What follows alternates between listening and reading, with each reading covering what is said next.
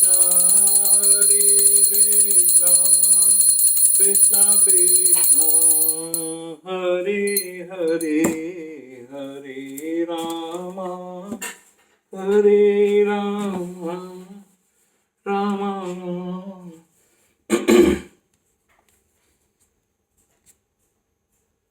हरे।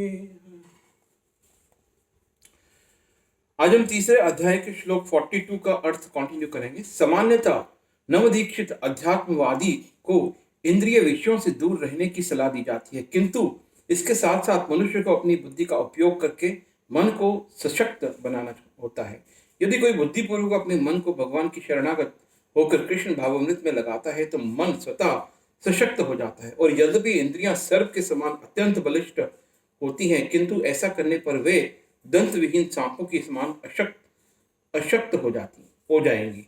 यद्यपि आत्मा बुद्धि मन तथा इंद्रियों का भी स्वामी है, तो भी जब तक इसे कृष्ण की संगति द्वारा कृष्ण भावामृत में सुदृढ़ नहीं कर लिया जाता, तब तक चलायमान मन के कारण नीचे गिरने की पूरी संभावना बनी रहती है। एवं बुद्धे परम बदद्वा संस्त भयात्मा न मात्मना जहि शत्रुम महाबाहो काम रूपम दुरासदम।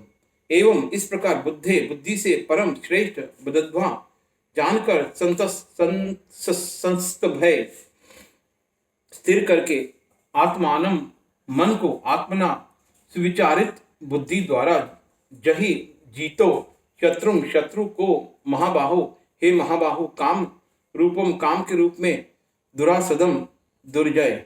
इस प्रकार हे महाबाहु अर्जुन अपने आप को भौतिक इंद्रियों मन तथा बुद्धि से परे जानकर और मन को सावधान आध्यात्मिक बुद्धि कृष्ण भाव अमृत में स्थिर करके आध्यात्मिक शक्ति द्वारा इस काम रूपी दुर्जय शत्रु को जीतो।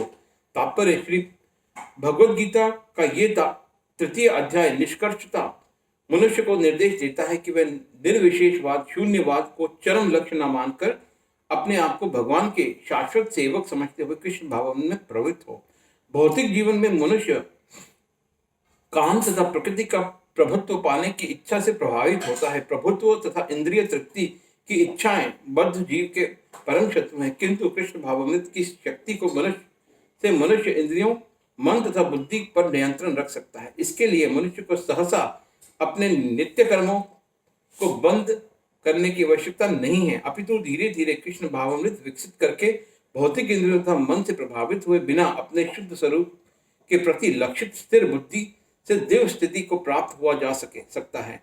यही इस अध्याय का सारांश है। सांसारिक जीवन की अपरिपक्व अवस्था में दार्शनिक चिंतन तथा यौगिक आसनों के अभ्यास से इंद्रियों को वश में करने का कृत्रिम प्रयासों से आध्यात्मिक जीवन प्राप्त करने में सहायता नहीं मिलती। उसे श्रेष्ठ बुद्धि द्वारा कृष्ण भाव में प्रशिक्षित होना चाहिए। इस प्रकार श्रीमद् भगवद गीता के तृतीय अध्याय कर्म योग का भक्ति वेदांत तात्पर्य पूर्ण हुआ। हरे कृष्णा कृष्णा कृष्णा